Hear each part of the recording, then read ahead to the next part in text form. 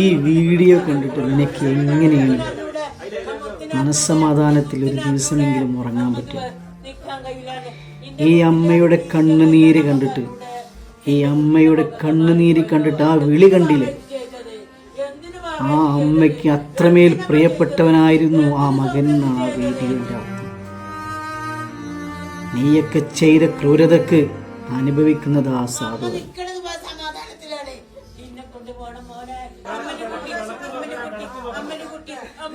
നീയൊക്കെ കുറച്ചെങ്കിലും നിനക്ക് മനഃസാക്ഷി ഉണ്ടെങ്കിൽ നീ പരിപാടി ചെയ്യുക. റീച്ച് കിട്ടണമെങ്കിൽ എന്തൊക്കെ പരിപാടികൾ ചെയ്യാമായിരുന്നു.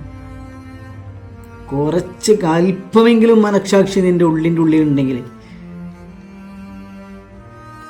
ആ അമ്മൻ്റെ കണ്ണുനീരിന് പോയി കാല് പിടിച്ച് കരഞ്ഞ് മാപ്പപേക്ഷിക്കുക. എന്നാലെങ്കിലും നിനക്ക് കുറച്ച് സമാധാനം കിട്ടും. അത്രമേൽ ക്രൂരതയാണ് നീ ആ കുടുംബത്തോട്